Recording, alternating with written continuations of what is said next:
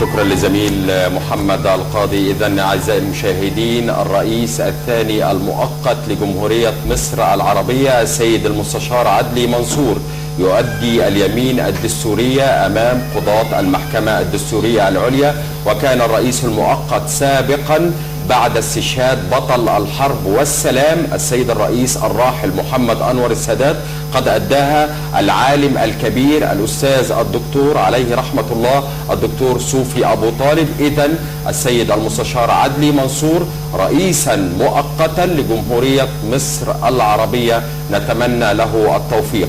مرة تانية بنعود بحضراتكم للقاءاتنا في صباح الخير يا مصر.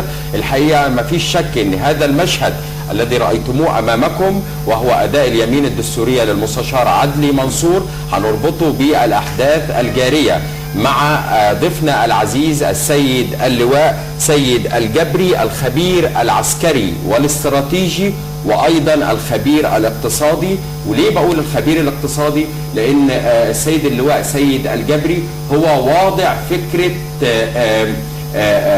يعني فرع زي قناة السويس ما بين العريش طابة والعريش. في البداية برحب بيك يا فندم وأهلا بيك ضيف عزيز علينا في صباح الخير يا مصر، ونأسف على ان احنا قطلنا عليك في اللقاء. ده اهلا وسهلا. اهلا بيك يا فندم. اهلا بيك يا سياده اللواء، منورنا معانا في صباح الخير، وفي يوم يعتبر يوم احتفالي بالنسبه للمصريين بيحتفلوا بيه من الامس الى الان حتى بعد حلف اليمين الدستوريه امام المحكمه الدستوريه. عايزه بقى نتكلم على اللي حصل امبارح وبيان امبارح. نعم. وربطه بالنهارده واللي هيحصل بكره. حضرتك وانت بتسمع بيان الجيش، نعم، النقط اللي حضرتك دونتها نعم وخدتها على البيان او احتسبتها للبيان. اولا بسم الله الرحمن الرحيم. انا بهني الشعب المصري كله بجميع فصائله بجميع فئاته بجميع طوائفه، من اسوان لاسكندريه، شمال سيناء، جنوب سيناء، كل البلاد بهنيهم بان مصر النهارده استعادت نفسها مره اخرى، وهتبدا مرحله جديده ان شاء الله على طريق الانطلاق للخير. مصر سوف تتقدم الى الامام ان شاء الله، ان شاء الله باذن الله، بشعبها العظيم الذي اذهل العالم كله. النهارده اذا كان يقال ان الشعب المصري هو المعلم كما قال الرئيس جمال عبد الناصر سابقا، انا النهارده بقول الشعب المصري هو القائد. الشعب المصري هو اثبت لكل دول العالم انه شعب اصيل يختلف، يختزن، ثم ياخذ القرار بمنتهى السرعه والحسم في الاتجاه الصحيح. ومفيش حد بيملي علينا تصرفاتنا ولا يملي علينا مين اللي يبقى رئيس. قائد يعني الشعب هو القائد. تمام. امبارح وانا بتابع البيان زي ما حضرتك السؤال اللي اتفضلت بيه، انا متابع البيان من قبل منه. البيان اللي قبل منه هو كان الاهم تحضيرا لهذا البيان. البيانات المؤسسه العسكريه اللي قالها السيد الوزير المقدام اللي شعب مصر كله النهارده بيعزه وبيحبه، الفريق عبد الفتاح السيسي. البيان كان يتسم بالاتي: اول حاجه بالموضوعيه، 2 بالواقعيه، 3 بالمصداقيه، 4 بالرؤيه الاستراتيجيه. ودي كده يعني كنا اتحرمنا منها خلال السنه اللي فاتت، من وجود رؤيه استراتيجيه، من وجود مصداقيه، من وجود واقعيه، من وجود البيان الاول قال كلمه كده انا كنت بحب اقولها، قلت الشعب المصري بقى محتاج ايد حنينه تطبطب عليه. بالظبط. ودي كانت موجوده في البيان الاول، وقد ايه يعني اثرت في العقلاء والحكماء وابناء مصر البسطاء. فعلا احنا تعبنا، احنا عايزين بقى ايد حنينه بجد. الايد الحنينه معناها ايه؟ بتخاف على الكل. ولذلك في البيان الاول وقررها تاني الفريق عبد الفتاح السيسي: لا اقصاء لاي فصيل. نعم. مصر ملك لكل المصريين، حتى لو حد اخطا هم اولادنا. وانا دايما بنادي بكده، لان فيها 3 حاجات في الحاله المصريه علماء الاجتماع السياسي اتفقوا عليها. اول حاجه، لا يمكن فصيل واحد يحكم مصر. دي مش مرتبطه بفتره الاخوان المسلمين او غيره ابدا، ده الحاله المصريه لا يمكن فصيل واحد يحكم مصر. عندما يتحد المصريين يذهلوا العالم. فاذا احنا كنا محتاجين الفكر اللي يقول ايه؟ تعالوا كلنا نبقى ايد واحده. حد غلط ماشي نصحح الخطا، ويمشي المسيره، وعايزين والشباب المصري والشعب المصري ده يعني انا شخصيا فرحان بيهم. انا فرحان بالناس المصريين الطيبين الحلوين دول اللي رفعوا راسنا، وكانوا رجاله وستات، شيوخ واطفال. اللي تدخلي الميدان تلاقي الجد موجود والابن موجود والابنه موجوده وكله موجود. سياده اللواء، نعم. عفوا لمقاطعه حضرتك، كان في تداعيات كتير للوصول بينا ل 30 يونيو. نعم. هل براي حضرتك التداعيات الامنيه، نعم، وما حدث في البدايه خالص من فكره هنسيب حلايب وشلاتين، وتطلع عندنا المتحدثين الرسميين باسم الرئاسه يقولوا ما حصلش، فتطلع الخارجيه السودانيه تقول لا حصل. نعم. الحاجه الثانيه دي تداعيه امنيه واحد. نعم. الحاجه الثانيه الفكره اللي تروج ليها من وقت تولي سياده الرئيس السابق محمد مرسي. نعم.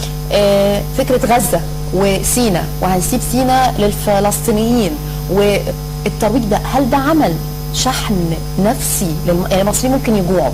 نعم. ممكن الصحه ما تبقاش كويسه. نعم. ممكن المواصلات العامه تبقى مش عارف ايه، بس فكره انه يتنازلوا عن وطنهم. نعم. وان حته من ارض مصر نعم.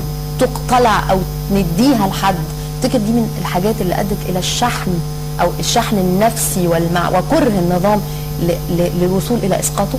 طبعا ده كلام اكيد وكلام محترم، وكان في نقطتين عايز اقولهم في الموضوعين دول.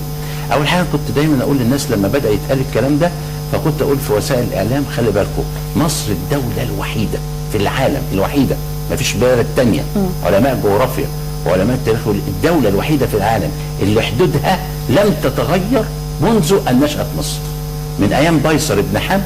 خلاص لما حدد حدود مصر، لذلك احنا بنقول ايه، في رفح مصريه وفي رفح فلسطينيه، في شجرتين اللي هم عمودين الرخام دول من ايام قيصر بن حم لغايه ايلات، لغايه حلايب وشلاتين، لغايه السلوم.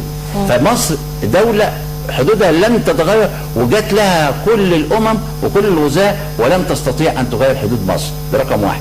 رقم اثنين، المصري لا يفرط في ارضه ابدا، والارض عرض. المصري بطبيعته لا يفرط في عرضه ابدا.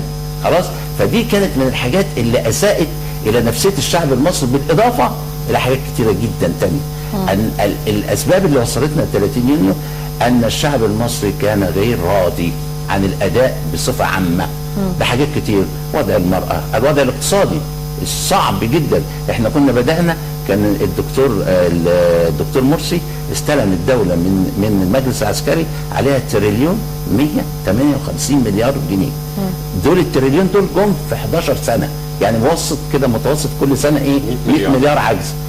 في سنه 300 مليار ما حصلتش في تاريخ مصر، انجاز في حد ذاته. يعني تريليون 450 مليار علينا دلوقتي، كتبوه في كتاب زائد العجز في الموازنه العامه وصل 210 مليار جنيه. فاذا الوضع الاقتصادي السيء، ارتفاع الاسعار، التضخم، سوء الخدمات، كل دي طبعا حاجات ودت الشعب المصري انه يغضب، واياكي وغضبه الشعب المصري. نعم.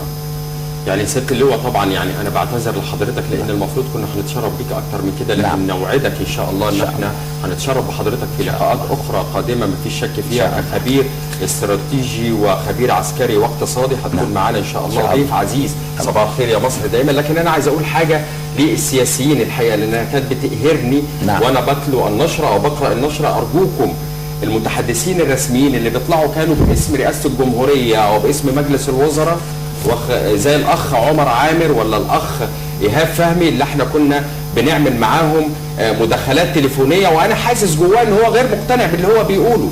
يعني عيب، خلاص البلد دي اكبر من كده. انت مش قادر او غير مقتنع باللي انت بتقوله او اللي هتدلي بيه من قبل رئاسه الجمهوريه، يعني بلاش، ارجوكم بلاش. حتى لو كنت متحدث باسم رئاسه الجمهوريه، اتسحب الكرسي من تحتك، اتسحب الكرسي من تحتك،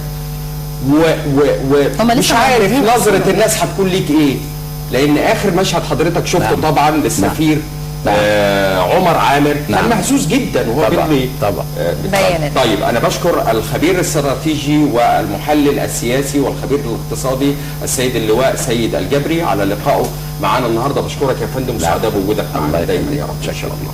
بشكرك يا فندم، وبشكرك يا محمد جدا على هذا الحوار الطيب. وبشكركم.